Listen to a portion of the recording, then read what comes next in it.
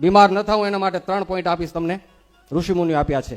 સૌથી પહેલા શરીરની બહારની વસ્તુ અને શરીરની અંદર જનારી વસ્તુનો થોડો વિભાગ કરી દઉં. મને ભગવાન ઉજાડે હું કહું છું અને એમાં 100% સત્યતા છે. તમારા કપડાં, તમારો મોબાઈલ, તમારી અનેક વસ્તુ બહાર શરીરને માટે ઉપયોગી, અને બીજી આપણા શરીરની અંદર જે વસ્તુ પધરાવી છે, આપણે 3 ટાઈમ ભોજન લઈએ છીએ. તમારું વધુ ધ્યાન ક્યાં હોય છે એ કયો હાલો? મોબાઈલ તો કે સ્ટાન્ડર્ડ જોઈ, ઘડિયાળ તો કે બ્રાન્ડ, કપડા બ્રાન્ડ, બધું માંડ, ગાડી તો કે બ્રાન્ડ, ઘરમાં એસી તો કે ફર્સ્ટ ક્લાસ, સોફા, બધું A to Z up to date. માણસો લાખો ખર્ચા કરે એમાં, પણ ખાવાનું હોય ને શાક લેવા જાય ને બાયું તારે સસ્તું કયું એ દેતા. સાડી મોંઘી લેશે, સેન્ડલ મોંઘી લેશે, લિપસ્ટિક બધી મોંઘી લેશે, પણ દૂધ સસ્તું લેશે, ઘી સસ્તા, તેલ સસ્તા. ભાઈ સાહેબ, હું એક સાધુ છું, મારે બહુ ડીપમાં ન જવું જોઈએ, પણ જે મોઢાની અંદર જે આપણે પધરાવાને પેટમાં જશે ને એ બધું જ બ્રાન્ડેડ અને સ્ટાન્ડર્ડ હોવું જોઈએ, તો બીમારી નહીં આવે. આજથી ચેન્જ કરો ક્રેઝ. લુગડા જૂના હાલશે, થોડાક બ્રાન્ડ નહીં હોતો ચાલશે, બુટા સસ્તા પહેરશું તો ચાલશે, મોબાઈલ સસ્તો વાપરશું તો ચાલશે, પણ આ પેટમાં જો સસ્તું પધરાવ્યું તો તમને ભારે મોંઘું પડી જશે.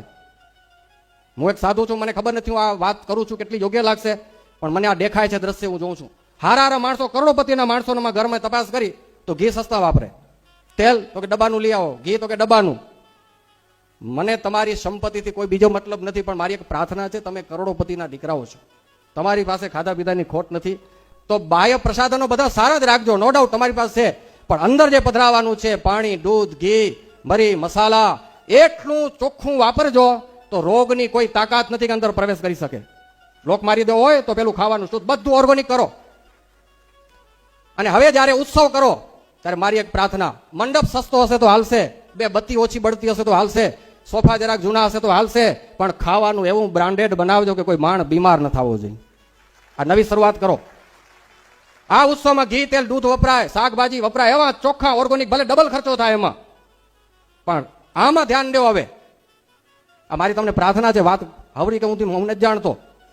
જો અંદર ગયું ને પછી બગાડશે ને અંદર ભૂખ્યા રહી જાજો, પણ ખરાબ વસ્તુ આ મોઢામાંથી અંદર ના લીધે, કારણ કે આની પ્રોસેસ પછી કપડાં બદલાવી શકશું, પણ કિડની બગડી ગઈ તો એની પ્રોસેસ બહુ ભારે છે. તમારો મોબાઈલ તૂટી ગયો તો નવો લેશો, પણ એકાદ જો નસ ક્યાંક ફાટી ગઈ ને જો તો એને હાંધવા માટે કરોડોના ખર્ચા છે.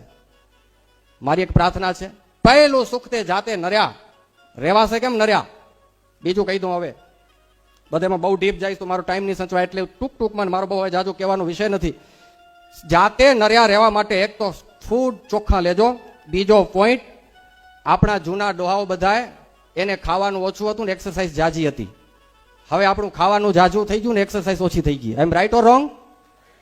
પેલા બાયું હાથે ઓલી ખાંડણીમાં ખાંડત્યું, પછી ઘેટુડામાં ડરતી તો રામદેવજી બાઈકની બધી એક્સરસાઇઝ આવી હતી એમાં, પછી ઓલા દધી મંથન થતા એમાં ખંભાની બધી એક્સરસાઇઝ આવતી, પછી આપણી ઓલી બેસ્ટમાં બેસ્ટ સાયકલ ગુડાની બધી એક્સરસાઇઝ થઈ જતી. એ સાયકલ ગઈ, એ હણા છાસ કરવાના મંથનીયા ગયા, રોટલા મહડવાના ગયા, અને ખાવાનું તો કે બધું કાજુ બદામ ને પિસ્તા, અને પછી કે ડોણા મોટા થઈ જાય. એટલે હવે ઉત્સવ કરો એમાં રોજ 2-2 કલાક તો બધાને એક્સરસાઇઝ કરાવો, 1 કલાક સવારે ને 1 કલાક સાંજે. હવે ઉત્સવની નવી રીત લઈ આવી પડશે. માણસોને પહેલા હેલ્થી બનાવો તો છેટ પરમ તત્વ પરમાત્મા સુધી લઈ જવા માટે આ શરીર જ છે. આ શરીરથી જ ભગવાન ભજવાના છે. આ શરીર હશે સ્વસ્થ તો મા બાપની સેવા થશે, આ શરીર સ્વસ્થ હશે તો ગાય માતાની સેવા થશે, આ શરીર સ્વસ્થ હશે તો દેશની સેવા થશે, આ શરીર સ્વસ્થ હશે તો તમારા કામ ધંધા કરી શકશો, આ શરીર સ્વસ્થ હશે તો સારા ભોગ ભોગવી શકશું. Everything is our health. આ હેલ્થ છે ને એ જ આપણી વેલ્થ છે. સ્વામિનારાયણ ભગવાને આ સમજાવ્યું છે ને આશ્રિતોને, મારો આશ્રિત કોઈ બીમાર ન થવો જોઈએ. તમારી સમાજને મોટેરા બેઠા છો, આ હરેક આખી દુનિયા માટે અત્યારે આ જરૂર છે. માત્ર માળા પૂજા કર્યા રાખશું, શરીર બીમાર પડ્યા હશે. રોજ આપણે માટે આપણી પાછળ કેટલા માણસો હેરાન થશે. જન્મ્યા ત્યારે જેવું ચોખ્ખું શરીર હતું ને, લાકડામાં પડે ત્યાં સુધી એવું ને એવું ચોખ્ખું રહેવું જોઈએ. આપણે આવા પ્રયાસ આપણા હાથની વાત. અને આપણે ખાઈ ખાઈને શરીર બગાડી રહ્યા, ખાવાની છૂટી છે. જો અમારે એક સાધુ કહેતા હતા, પહેલું પૈસા પાછળ શરીર બગાડ્યું, પૈસા કમાવા માટે શરીર બગાડ્યું, પછી શરીરને રિપેર કરવા માટે પૈસા બગાડવાના. ચક્કર થઈ ગયો પૂરો. પૈસા કમાવાના ચક્કરમાં શરીર ખોયું. કમાવો પડશે, પૈસા દોડવું પડશે, પણ બહુ હેલ્થનું ધ્યાન રાખો. ટાઈમ ઉપર આરામ, ટાઈમ ઉપર ખાઈ લેવાનું, કેવું ખાવું, કેટલું ખાવું અને ક્યારે ખાવું, જેટલું છે એટલું બધું આપણા માટે નથી. અહીંયા તો બધું બનશે, પણ અહીં ઓલો ઘણા કે એ ભાઈ મારો પ્રેમ એ ખા પ્રેમ એ, અને કહી દો ભાઈ તારો પ્રેમ હે પણ પેટ મારું એ કઈ.